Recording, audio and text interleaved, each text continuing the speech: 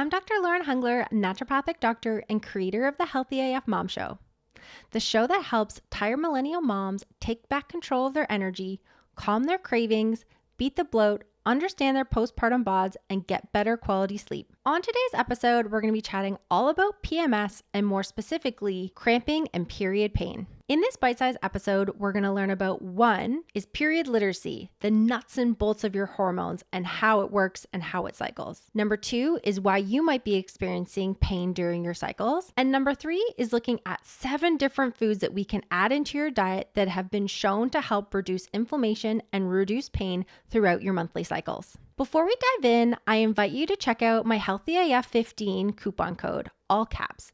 This gives you 15% off to my signature program, our 14-day body reboot that can help to soothe angry hormones. If you're loving our content and loving the podcast, I invite you to subscribe and leave a review on iTunes or your podcasting app. This idea that pain with your periods, that this should be normal, that this is your everyday experience, your everyday life, it's just not true. And I think over the decades and over the ages, we've really allowed it to be commonplace for women to suffer, a week out of every single month. And over time, that is a lot of time to spend in discomfort, fatigued, and tired, feeling just like junk, like maybe you can't go to work, you're missing events, and you're missing your social experience. There's lots of different pieces that come with PMS and with painful periods. And this idea that it's normal and that it's common, it's just BS. And so what we're going to focus on this episode is looking at, specifically when it comes to PMS, we're looking at painful cramping and what that means and how maybe we can get you some amelioration, get some improvement so that you can go back and live your life. You can keep up with your kids. You don't need to feel like you need to be in a ball on the couch or in your bed. You can have your life back. So a big component of this when I talk with patients is what I call period literacy, where I really want you to understand, like, what does your period do? What does it look like? What hormones are moving when and why is it happening? Because a lot of the time, maybe we miss this in sex ed. Maybe we were never taught it. It's something maybe our parents aren't great at explaining either. And so we kind of have this like missing link when it comes to our period and understanding what's happening as females and with our body. So when we look at your period and your cycles, we're looking at your cycle length. So that's how many days between flow are we having? So day 1 is going to be that full day of flow. And then the day before your next period is going to be your last day. For most women, this tends to be between 26 and 31 days is considered average or considered normal. And so it's technically where we want to sit or where we want to fall. During this time, we have kind of 2 weeks where the body is shifting and hormones are changing depending on your phase.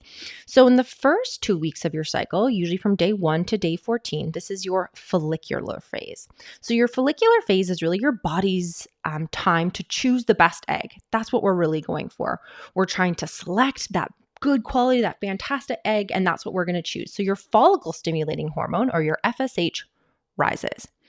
And so when FSH rises and when we're kind of selecting this gorgeous egg, we're also producing estrogen as well. So FSH and estrogen are elevated in that first half of the cycle.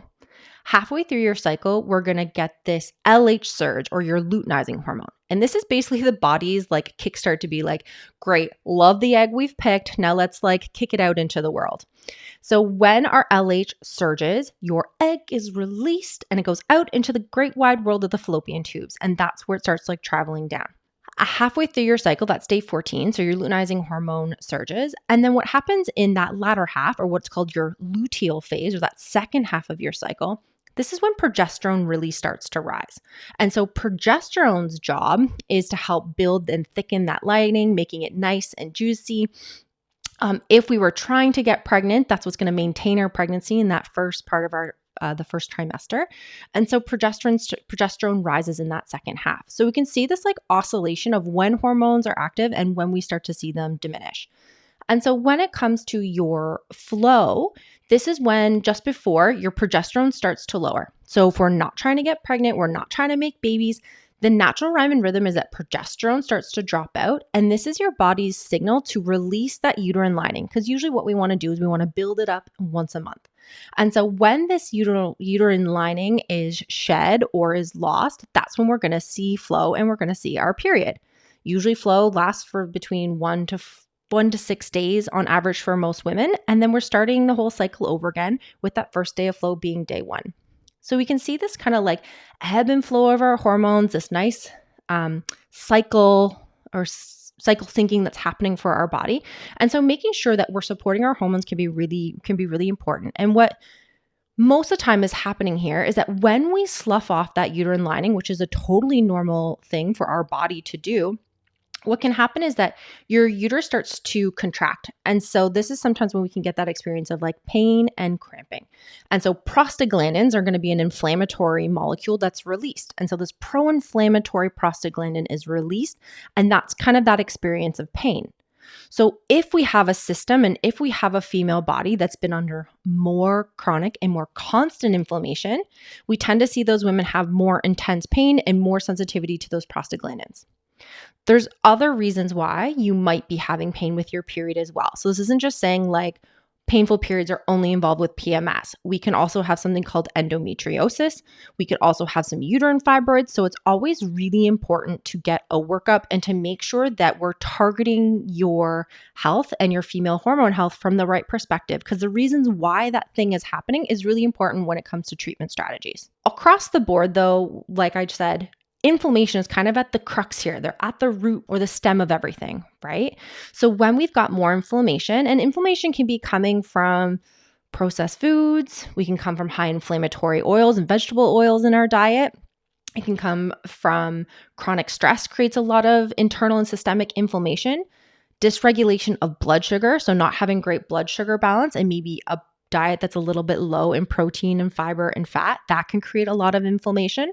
Sometimes digestive concerns. So if we've got chronic digestive issues, that can create a lot of inflammation at the gut level. And that's going to mess with our digestive health and our like leaky gut or the inflammation that's happening at our gut level, which will impact your immune system. Your immune system, 80% of it functions from the gut. So when your gut isn't happy, usually your immune system is not very pleased as well. So when we have this chronic inflammation, it's really important that one of our features of care, of strategies to help improve your experience during your periods, is really enhancing your anti-inflammatory foods.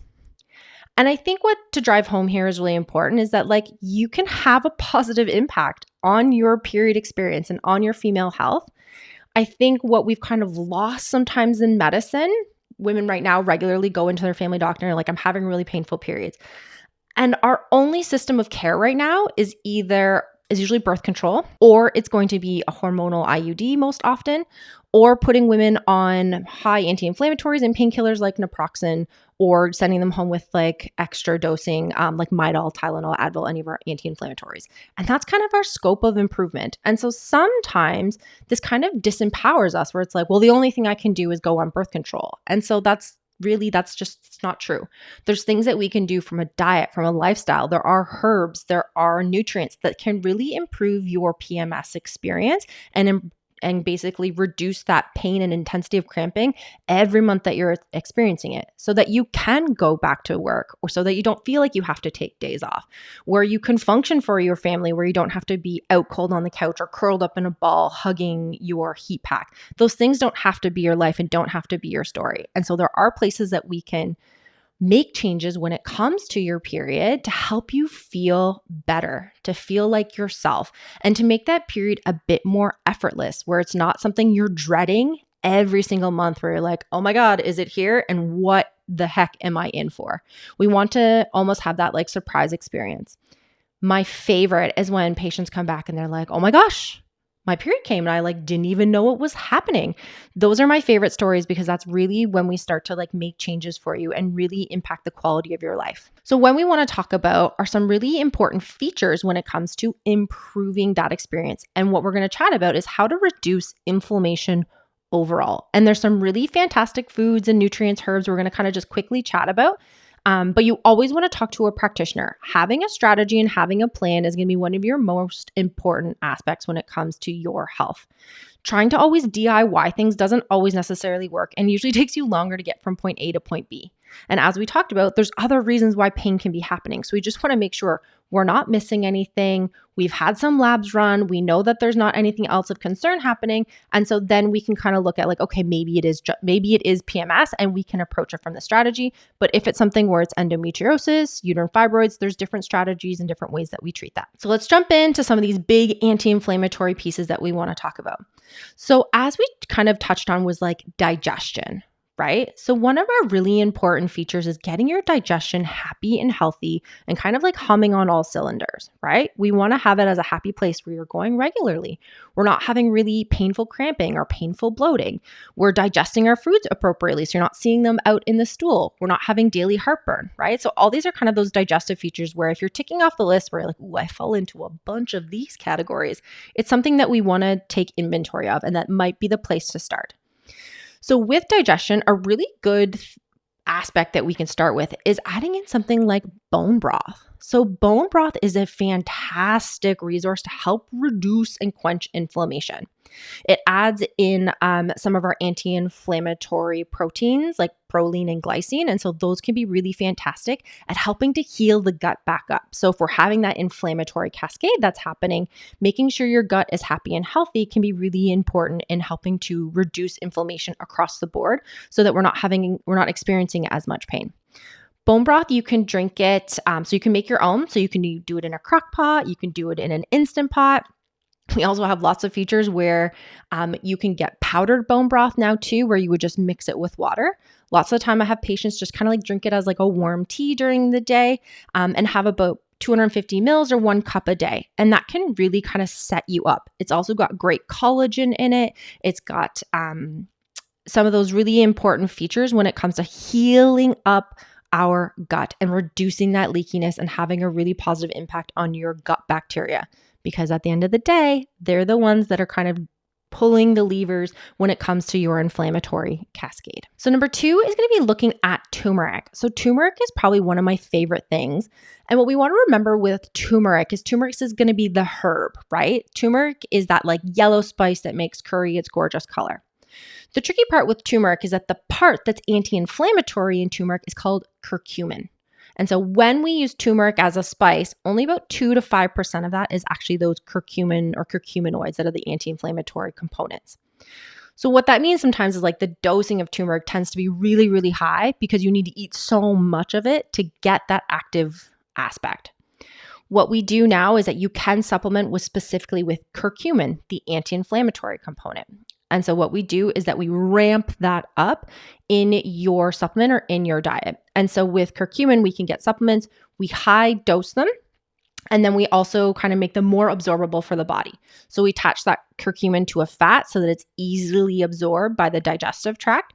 And then we also make it where the amount of curcumin per capsule is much higher so that you don't have to like take so much. So instead of eating like a pound of turmeric, you can take 1 capsule to get between 3 to 6 grams of curcumin depending on the brand and what you're taking.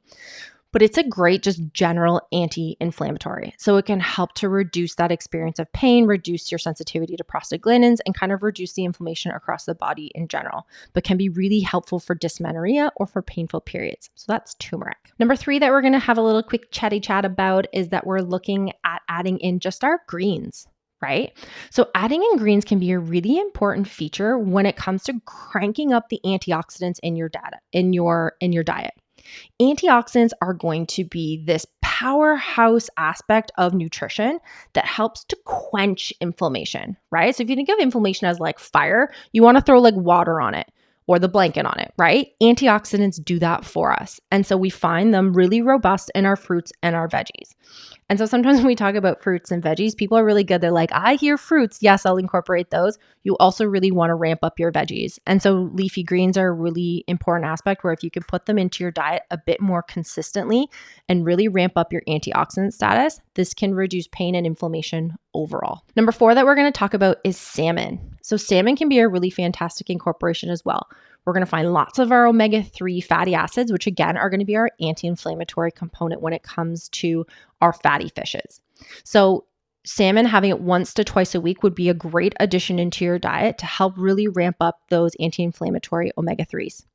Your other option, again, is that you can supplement with omega-3s. So if you don't love fish and it's not a big component of your diet, thinking about adding in an omega-3 supplement can be a really beneficial component of like your daily routine to amp up that anti-inflammatory status within your body and help to reduce the experience of PMS and reduce the experience of that painful period. When it comes to fish oils, there are good, better, best, right? So dosing does matter. You want between 1,500 milligrams to 3,000 milligrams of EPA or eicosapentaenoic acid.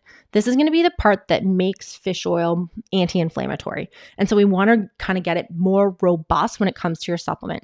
So sometimes flipping over your supplement label, having a look at your fish oils and actually seeing like what is in there, how much of it is there in there? Because sometimes we can buy a more cost-effective brand, but sometimes they're cost-effective because their dosing is so low. So you want to make sure like you get your best bang for your buck when it comes to omega-3s. The other thing we want to consider is that our fish have persistent pollutants in it, right? So fish have lots of fat in them. That also means that when they're in our seas, they do kind of like absorb a lot of toxins from the water. And our persistent pollutants would be part of that, right? And our heavy metals. So what we want to make sure is that the brand that you're using, do they do third-party testing? Do they check for heavy metals in their supplements to make sure that those fish oils and those omega-3 oils are void of any of those heavy metals that could be really detrimental to our health and our neurological health as well? So just having to double check your brand, make sure that they're looking for that, and then make sure there's nothing else like crazy in them. A lot of the times when it comes to supplements, we tend to add in like gluten and dairy and soy and corn. And there's like these weird additives that we throw into like bulk things or to make them live or last longer on the shelf. So you just want to make sure that there's nothing else in your supplements. So that's our omega-3s. Either adding in fish once to twice a week, most likely salmon, but looking at also adding in an omega-3 if we don't love fish. Number 4 that we're going to chat about is looking at magnesium. So magnesium is also one of those like really fantastic inclusions that we can put into our daily routine. Magnesium is a mineral, and for a lot of us, we just don't have enough. It's not that we're doing anything wrong. It's just sometimes it's not as robust in our food as we would like it to be, right? So you're going to find lots of magnesium in our dark leafy greens. You're going to find it in nuts and seeds. We're going to get it in beans and legumes. So it's having a diverse range in your diet. The other aspect, again, you could supplement as well when it looks at magnesium. And when we're looking at helping to reduce cramping and to reduce pain, we're looking at a format called magnesium bisglycinate. And so this is going to be the form that's really going to help those muscles to relax. So when you're feeling that cramping and that discomfort, magnesium can be really helpful. And what we've seen is that adding magnesium with a nutrient called B6, adding those two things together can be really beneficial for women having really intense period cramping. So that's one that we might want to think about. Again, always talking to a healthcare provider before we start tinkering with our supplement regimen, but you can add them into your foods. You can add higher amounts of magnesium into your foods. Number 5 that we're going to be talking about is adding in ginger. And so here we can add in ginger as a tea, can be really fantastic. You can also add ginger in as like ginger candies are really easy accessible, or ginger chews. And then the third way, again, is we can take ginger as a herb and we can concentrate it into a capsule so that you don't have to eat or drink as much ginger and you can take it just once a day. So ginger, as we found, can be really fantastic as an anti-inflammatory. And even more specifically is that we've seen it be really helpful to reduce dysmenorrhea or painful periods. So when it comes to ginger, we've seen it in painful periods. We've also seen it used in endometriosis as well in the research, and has had lots of benefits and improvements of quality of life for women when it comes to their menstrual cycles. So ginger can be a really powerful inclusion to get back into your diet or to add into your regimen as a supplement if that seems like that might work for you. And then finally, we're going to talk about olive oil. So olive oil can be a really fantastic one as well to add into your diet. So olive oil or oleic acid can be really important at helping to reduce the pain, the intensity, or the experience of your dysmenorrhea. And so how we want to add olive oil is usually want to add olive oil raw, right? We want to have it as really good quality olive oil, cold pressed, and then adding it cold into like salads is the easiest place to add your olive oil, or we could do it onto like a bean salad. You could add it into something where we're using quinoa, or if you're having bowls every day at lunch, you could do a drizzle of olive oil over top. There is research to show that women who eat a higher Mediterranean type diet, as well as consume at least 1 to 2 tablespoons of olive oil, of raw olive oil a day, have less intense PMS, less intense period cramping, and improved quality of life and quality of life scores when we look at them overall. And so that can be a really simple one. Again, adding that back into your diet. So these are going to be some of our big anti-inflammatory pieces. Some of the things we want to really focus on incorporating into your day to reduce that inflammatory impact or that inflammatory load that's happening inside your body, that's making the experience of your PMS, and specifically when it comes to cramping and pain at your periods, your inflammatory status is going to really affect how you experience that period. And so reducing things in our life, so reducing stress, improving kind of our dietary components, adding in exercise, like all these things improve and reduce inflammation and some of those key aspects that we talked about today. So adding in maybe a serving of bone broth, looking at adding in our omega-3s and our omega-3 fatty acids, or adding in fish, looking at adding in greens and more varied and diversified greens back into your diet, adding in turmeric, adding in maybe something like ginger as well, and then looking at incorporating olive oil into your daily lifestyles. And so all of these things are going to help to reduce that inflammatory load over time. So my hope at the end of this episode, you're thinking like, okay, yes, my periods aren't my favorite thing, but hey, there are some strategies that I can take even today or tomorrow that can really have an impact on my monthly experience, right? It doesn't have to be that you're just in this silo of like, the only thing that's going to help me is birth control and naproxen, or just taking, extra strength Advil or Tylenol for 3 or 4 days at a time. That doesn't have to be your story. And so I really want to drive home that we can have a really big impact when it comes to your periods, your PMS, your experience during your monthly cycle. And that this idea that painful cramps and exhaustion and bloating, that's just like normal. I think if you're around my age, this was kind of like the drive home message back in like the 90s and 2000s that was like, oh, you're going to have your period. It's going to suck. And so now as a practitioner, I'm like, I have lots of teenagers that I see in my practice, and I'm always driving home this idea that I'm like, your period doesn't have to suck. Your period can be something that like we go through, it happens, it's an experience, but it doesn't have to be something we dread or hate or kind of ruins our life once a month. My goal for you to be have your monthly cycle, have your menses, and kind of we move on from there. It doesn't have to be a life sentence or this like super detriment to our health. Having periods is actually super healthy. It helps to kind of slough off that layer. It detoxifies the body. There's a reason we have a period. So if you love this episode, I'd love to hear from you, and we'll chat soon. Yay, you made it to the end of the episode. If you enjoyed today's show, I'd love for you to hit that subscribe button and to leave a review. And if you felt inspired by anything you heard today, I'd love to share with you a few ways to get started to feel like a healthy AF mom. So in the show notes below, I've left links to some of my favorite challenges. There's a 5-day Slay All Day Smoothie challenge, a Get Hella Hydrated challenge, and a Know Your Labs challenge. All amazing ways that you can get started to feel like your epic version of yourself today. I also have an awesome coupon code. It's HealthyAF15, all caps, and that's a 15% off discount to my 14-day body reboot. Again, it's linked in the show notes below. And finally, I love to get social, so if you wanted to follow me or leave me a comment or a review, you can find me on Instagram and YouTube and TikTok at dr.lauren.nd. I'll see you there.